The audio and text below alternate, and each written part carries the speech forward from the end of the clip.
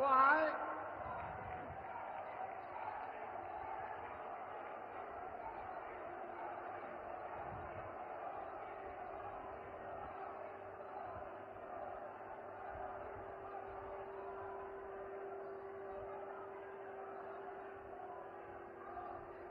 श्री राम जानकी की, श्री राम जानकी की, बाबा पटियावाले की, बाबा पटियावाले की।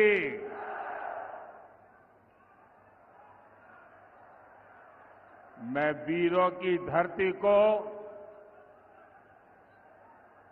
मुरैना की मिट्टी को श्रद्धापूर्वक नमन करता हूं।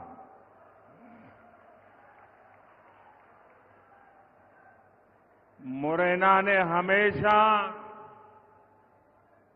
उन्हीं का साथ दिया है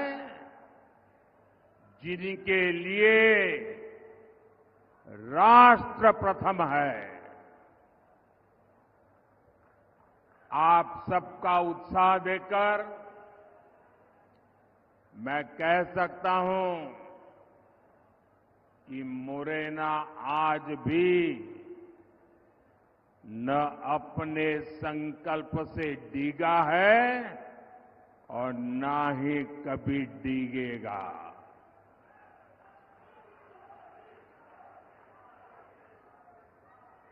मुरैना ने मन बना लिया है। फिर एक बार, फिर एक बार, फिर एक बार। साथियों, एमपी के लोग जानते हैं कि समस्या से एक बार पीछा छूट जाए तो फिर उस समस्या से दूर ही रहना चाहिए। कांग्रेस पार्टी ऐसी ही विकास विरोधी एक बहुत बड़ी समस्या है। चंबल के लोग कांग्रेस का वो दौर कैसे भूल सकते हैं। कांग्रेस ने चंबल की पहचान खराब कानून व्यवस्था ऐसे क्षेत्र के तौर पर बना दी थी। उस दौर में कांग्रेस ने एमपी को देश के बीमारू राज्यों की लाइन में खड़ा कर दिया था। भाइयों और बहनों, भाजपा की सरकार ने कांग्रेस के बनाए गड्ढों को भरने के बाद एमपी और चंबल को नई पहचान दिलाई है, गौरवपूर्ण पहचान दिलाई है। भाजपा सरकार में चंबल, काली सिंध, पार्वती लिंक परियोजना से सिंचाई की समस्या दूर होगी। पानी की समस्या को दूर करने के लिए हम मुंदरी बांध जैसे प्रोजेक्ट पर काम कर रहे हैं। करीब 2,500 करोड़ रुपए की लागत से बना ग्वालियर श्योपुर रेलवे ट्रैक हो, आधुनिक इंफ्रास्ट्रक्चर के ऐसे अनेक काम इस क्षेत्र की तस्वीर बदल रहे हैं। यहां लेदर पार्क भी विकसित किया जा रहा है। हमारे साथी ज्योतिरादित्य सिंधिया जी की देखरेख में ब्रांड ग्वालियर को भी मजबूत किया गया है। भाजपा सरकार में हुए विकास को भिंड, मुरैना, ग्वालियर के वो लोग और ज्यादा अनुभव कर रहे हैं जिन्होंने कांग्रेस का वो काला दौर देखा है।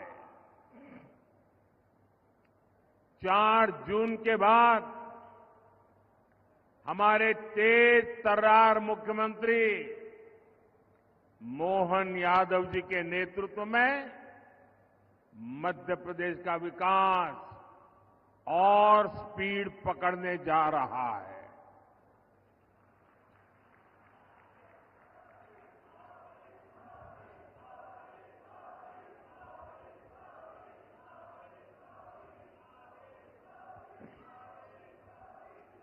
साथियों, भाजपा के लिए देश से बड़ा और कुछ भी नहीं है और कांग्रेस के लिए अपना परिवार ही सब कुछ है। कांग्रेस की पॉलिसी है जो देश के लिए सबसे ज्यादा योगदान करे, सबसे ज्यादा मेहनत करे, सबसे ज्यादा समर्पण करे, उसे सबसे पीछे रखो। इसलिए कांग्रेस ने इतने वर्षों तक सेना के जवानों की 1 रैंक 1 पेंशन जैसी मांग पूरी नहीं होने दी। हमने सरकार बनते ही 1 रैंक 1 पेंशन को लागू किया।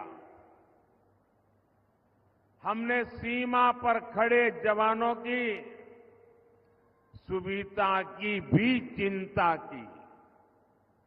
कांग्रेस सरकार ने जवानों के जो हाथ बांध रखे थे, हमने उन्हें भी खुली छूट दे दी।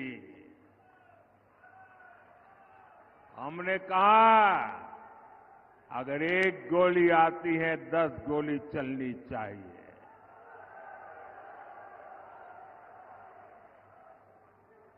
अगर 1 गोला फेंकते हैं तो 10 तोपें चल जानी चाहिए। भाइयों और बहनों, आज हम देश में लाखों स्वयं सहायता समूहों के जरिए महिलाओं की मदद कर रहे हैं। मोदी ने गांव-गांव में शौचालय बनाकर माताओं बहनों के सम्मान की रक्षा की। अब अगले 5 वर्षों के लिए मोदी ने 3 करोड़ महिलाओं को लखपति दीदी बनाने की गारंटी दी है।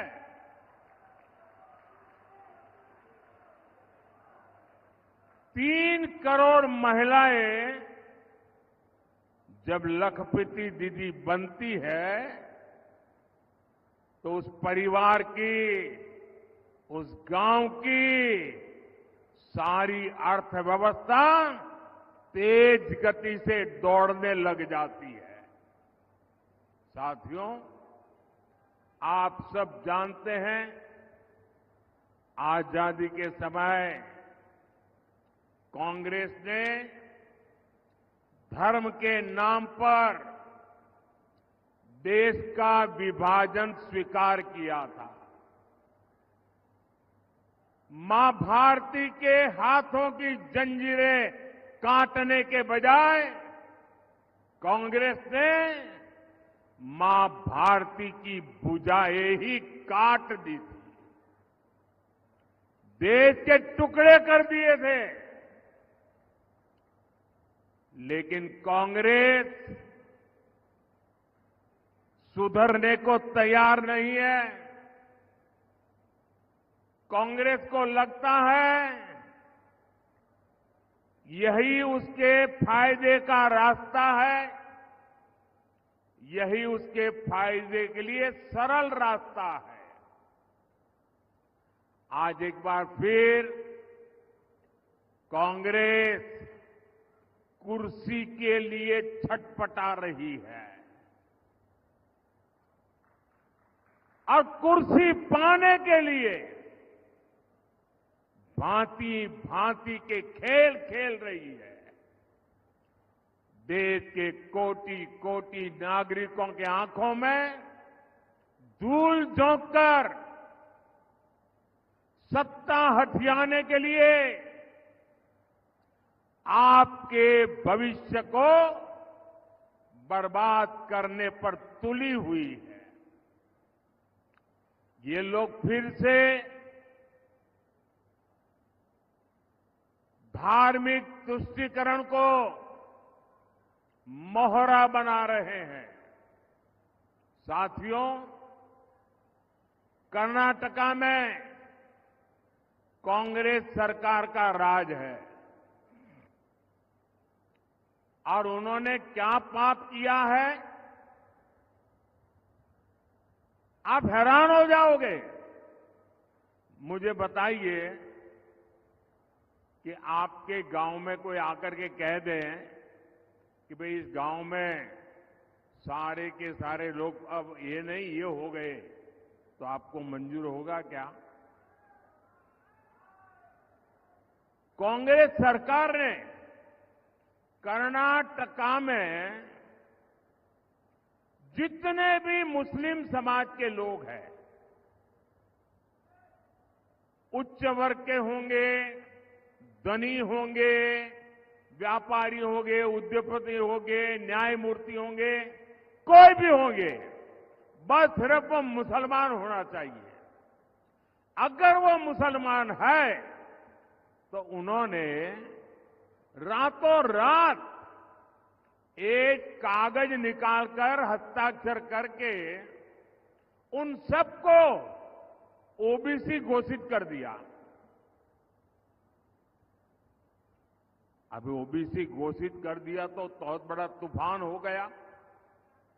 यानी वहां कांग्रेस ने शिक्षा और सरकारी नौकरी में पहले जिन ओबीसी लोगों को आरक्षण मिलता था, उस ओबीसी समाज में इतने सारे नए डाल दिए कि ओबीसी समाज को जो आरक्षण मिलता था वो उनसे छीन लिया, चोरी छुपी से छीन लिया। और जो मुसलमानों को नया ओबीसी बना दिया था, गैर कानूनी तरीके से बना दिया था, संविधान के विपरीत बना दिया था, बाबा साहब आंबेडकर की भावना के विरुद्ध बना दिया था, उस मुस्लिम समाज को ओबीसी को जो मिलता था वो लूट करके उनको दे दिया। आप सबको मालूम है, जब देश का संविधान बना, महीनों तक माथापच्ची हुई, चर्चाएं हुई, देश के गणमान्य लोगों ने चर्चाएं की। बाबा साहब आंबेडकर में उन चर्चाओं के आधार पर संविधान को लिखा गया और सबने सोच समझ करके तय किया कि देश की एकता अखंडता के लिए देश का संविधान किसी भी सूरत में धर्म के आधार पर आरक्षण नहीं देगा।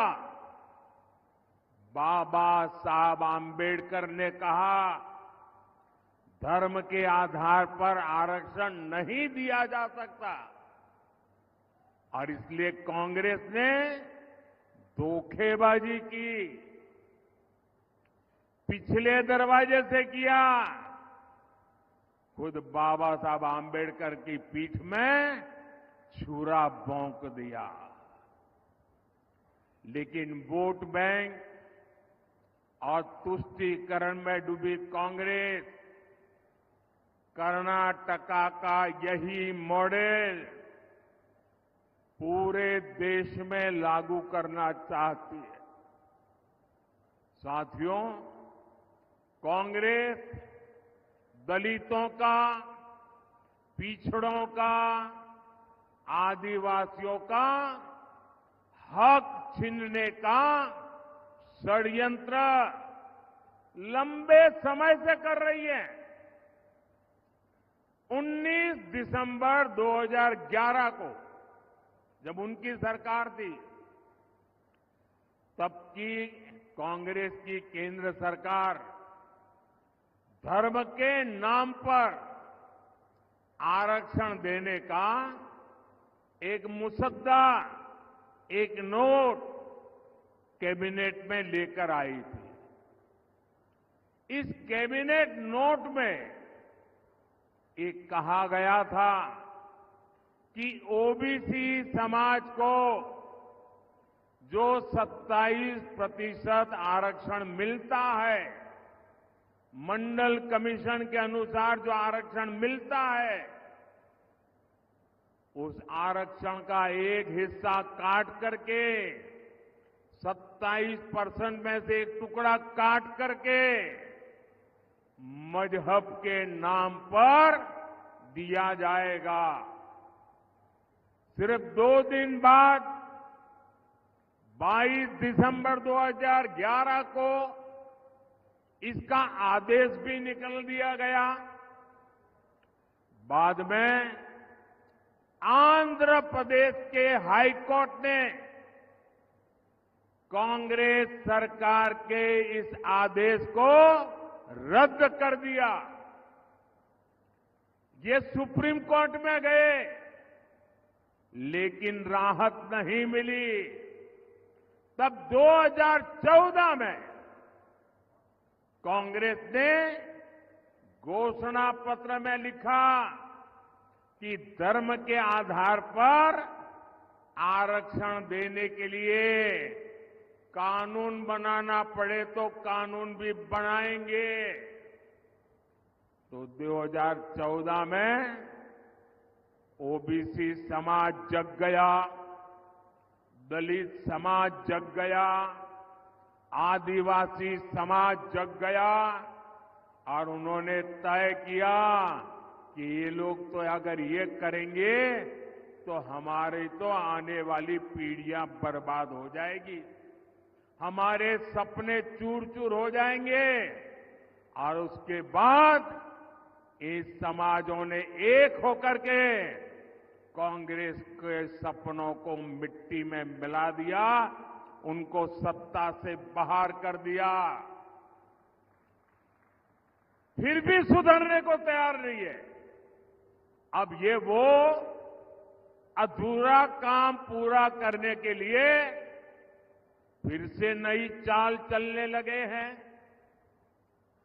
कांग्रेस की चली तो यहां मध्य प्रदेश में जो हमारे कुशवाहा भाई बहन हैं, गुर्जर भाई बहन है, यादव भाई बहन है, गडरिया भाई बहन है, धाकड़ प्रजापति समाज हो, ऐसे सब समाज को जो आरक्षण मिलता है, जैसे हमारे यहां कुमार, तेली, माझी, नाई, सुनार समाज, ऐसे समाजों को जो आरक्षण मिलता है,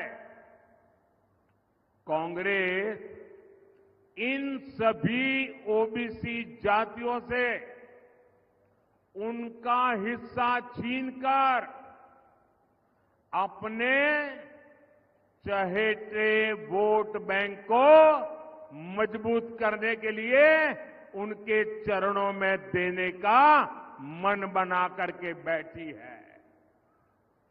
आप मुरैना के लोग मुझे बताइए, क्या आप ऐसा पाप होने देंगे?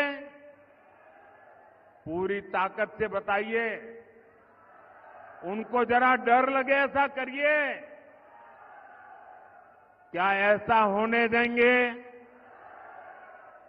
ये ओबीसी का हक छीनने वालों को पूरी तरह साफ कर देंगे, चुन चुन करके साफ कर देंगे, हर पोलिंग बूथ में साफ कर देंगे। साथियों, भाजपा सबका साथ, सबका विकास के मंत्र पर चलने वाली पार्टी है। भाजपा सरकार अगर जरूरतमंदों को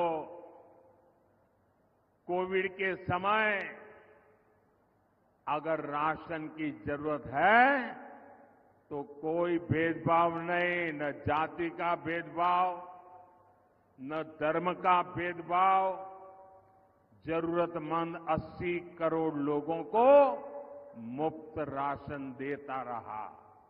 क्या कभी आपने कोई शिकायत सुनी है? आपने कभी सुना है कि हमारे गांव में वो मुसलमान भाई है इसलिए उसको मिलता नहीं है? कभी सुना है?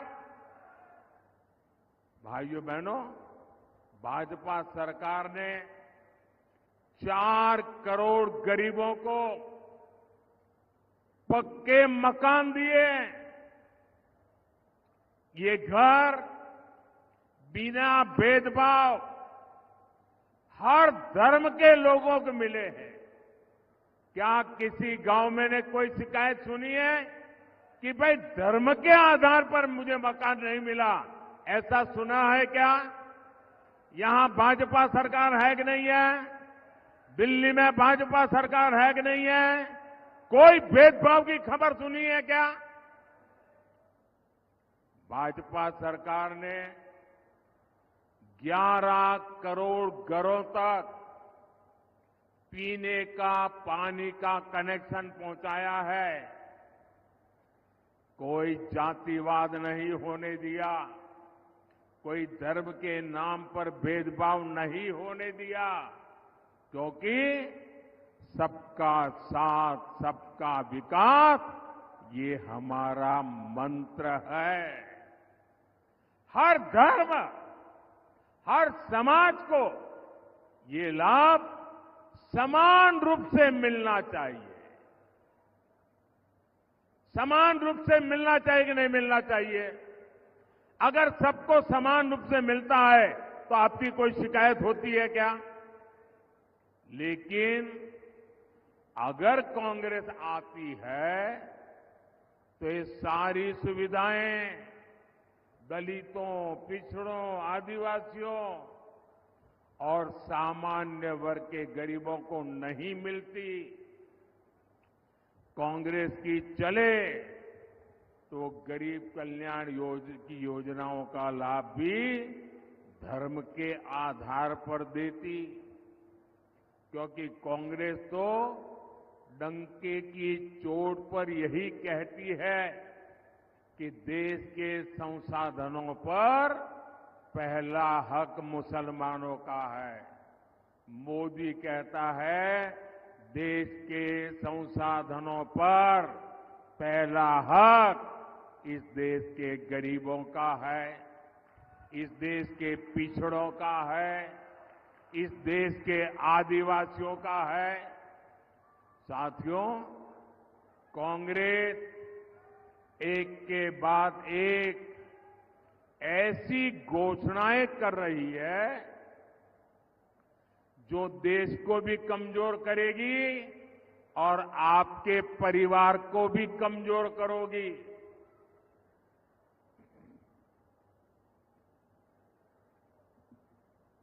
आपने सुना होगा इन दिनों कांग्रेस के शहजादे अब आजकल वो जरा इतने चिंतित है कि आए दिन उनको मोदी का अपमान करने में मजा आता है। मोदी के लिए भला बुरा कहना उनको मजा आ रहा है। वो कुछ भी बोलते जा रहे हैं और मैं देख रहा हूं सोशल मीडिया में, टीवी में बहुत सारे लोग चिंता जताते हैं कि भाई ये भाषा अच्छी नहीं है। ऐसी भाषा देश के प्रधानमंत्री के लिए बोलना ठीक नहीं है, ऐसा लोग सोशल मीडिया में कहते हैं। कुछ लोग बहुत दुखी हो जाते हैं कि मोदी जी को ऐसा क्यों बोला, देश के प्रधानमंत्री के लिए ऐसी भाषा का क्यों प्रयोग किया, देश के प्रधानमंत्री को कभी कोई ऐसा बोलता है क्या। मेरी सबसे विनती है कि कृपा करके आप दुखी मत होइए, आप गुस्सा मत कीजिए। आपको पता है वे नामदार है, हम तो कामदार हैं। और नामदार तो कामदार को सदियों से ऐसे ही गाली गलौज करते आए हुए हैं, ऐसे ही ठोकर मारते आए हुए। तो भाई मैं तो आप में से आता हूं, गरीबी से निकला हूं। अगर 5-50 गालियां पड़ जाएगी तो पड़ जाएगी, आप गुस्सा मत कीजिए। मैं सबको कहता हूं, आप लोग नाराजगी मत व्यक्त कीजिए। वो इतने निराश है कि अभी आगे आगे तो और बहुत कुछ बोलेंगे, आप अपना समय खराब मत कीजिए। तो ये मेरी सोशल मीडिया में जो लोग बहुत नाराजगी से कुछ न कुछ कहते रहते हैं, टीवी मीडिया वाले भी कहते हैं, मेरी करबद्ध प्रार्थना है भाई, इन नामदारों को कुछ मत कहो। हम कामदार सहन करने के लिए पैदा हुए हैं, हम सहन करेंगे, सहन भी करेंगे और मां भारती की सेवा भी करेंगे। हम जरा भी पीछे नहीं हटेंगे दोस्तों, जरा भी रुकेंगे नहीं। ये मैं देशवासियों को विश्वास दिलाता हूं। आजकल इस शाही परिवार के शाहजादे पूरे देश में बढ़ चढ़ करके कह रहे हैं, अब आपकी संपत्ति का एक्सरे होगा, एक्सरे। और आपकी अलमारी में क्या पड़ा है, किसी माता बहन ने कुछ बचत अनाज के डिब्बे में अगर दबा करके रखी है, एक्सरे करके खोजा जाएगा। लॉकर में क्या पड़ा है, एक्सरे करके खोजा जाएगा। आप जो कमाई करते हैं, हमारी माताओं बहनों के पास जो स्त्री धन होता है, जो स्त्री धन बहुत पवित्र होता है, कोई उसको हाथ नहीं लगाता है, कोई उसको छूता नहीं है। मंगलसूत्र हो, छोटा मोटा सोना चांदी का गहना हो, इसे पवित्र माना जाता है। कांग्रेस उसे जब्त करके अपनी वोट बैंक मजबूत करने के लिए उसे बांटने की सार्वजनिक घोषणा कर रही है, मैनिफेस्टो में बता रही है। और मैंने तो पहले दिन कहा था कि इनका मैनिफेस्टो पूरी तरह मुस्लिम लीग की सोच का ही प्रतिबिंब है। और साथियों, ये एक्सरे करके आपको लूटने की योजना बना रहे हैं। क्या आप उनको आपकी संपत्ति छीनने का अधिकार देंगे क्या? इनको चुनाव में जीतने देंगे क्या? इतना ही नहीं, ये इससे भी संतुष्ट नहीं है, वो जीते जी तो छोड़िए, ये स्वर्गवास के बाद भी, मृत्यु के बाद भी आपकी जो बची हुई संपत्ति है, जो स्वाभाविक रूप से आपके बेटे बेटी को मिलनी चाहिए, वो भी आप नहीं दे पाओगे। आपने कितनी ही मेहनत करके बच्चों के लिए इकट्ठा किया होगा। कांग्रेस वाले कहते हैं कि उनकी सरकार आएगी तो वो भी डुब्बे में से गुल कर दिया जाए। ऑफिशियली कहते हैं आपकी कमाई का आधे से ज्यादा कांग्रेस अगर सरकार में आती है तो ये सरकार छीन लेंगी। और इसलिए कांग्रेस आप पर इनहेरिटेंस टैक्स, आपकी विरासत पर टैक्स लगाना चाहती है। भाइयों और बहनों, इनहेरिटेंस टैक्स से जुड़े जो तथ्य अब निकलकर सामने आ रहे हैं, वो देश की आंखें खोलने वाले हैं। जरा ध्यान से सुना जाए, आप भी ध्यान से सुनिए और मेरे देश के दिग्गज पत्रकार भी जरा सुन ले, मीडिया वाले भी सुन ले, और उनकी जो इकोसिस्टम है ना, जो हर दिन मोदी के बाल की खाल उतारने में लगी हुई है, वो भी जरा सुन ले कान खोल करके। देश के साथ कैसा कैसा पाप हुआ है। मैं आज देश के सामने पहली बार एक दिलचस्प तथ्य आपके सामने रखना चाहता हूं। जब देश की एक प्रधानमंत्री बहन इंदिरा जी नहीं रही तो उनकी जो मिल्कत थी, उनकी जो प्रॉपर्टी थी, वो उनकी संतानों को मिलनी थी। लेकिन पहले ऐसा कानून था कि वो उनको मिलने से पहले एक हिस्सा सरकार ले लेती थी। कांग्रेस ने पहले ऐसा कानून बनाया था।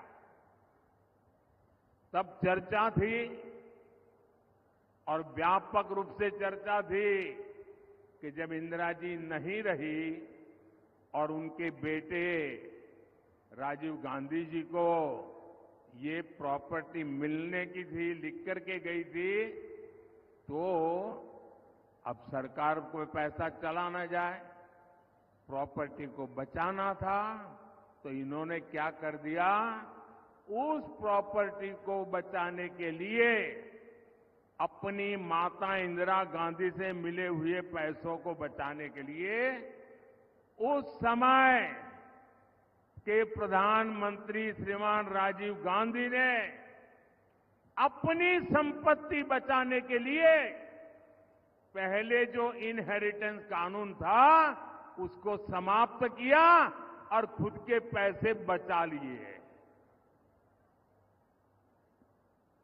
खुद पर आई तो कानून हटा दिया और अब वहां मामला निपट गया। तो आज फिर सत्ता पाने के लालच में ये लोग वही कानून ज्यादा कड़ाई से वापस लाना चाहते हैं। बिना टैक्स के अपने परिवार की 4 पीढ़ियों की अकूत धन दौलत हासिल करने के बाद अब ये लोग आप जैसे सामान्य मानवी की विरासत, आपकी मेहनत की कमाई, जो आपने अपने बच्चों के लिए बचत करके रखा है, उस पर टैक्स लगा करके आधी संपत्ति लूटना चाहते हैं। और इसलिए ही तो देश कह रहा है कांग्रेस की लूट जिंदगी के साथ भी और जिंदगी के बाद भी। साथियों, आपके और कांग्रेस के आपके साथ खिलवाड़ करने के उनके जो इरादे हैं, कांग्रेस के इन खतरनाक इरादों के बीच आपके हकों की रक्षा के लिए ये मोदी दीवार बन के खड़ा है।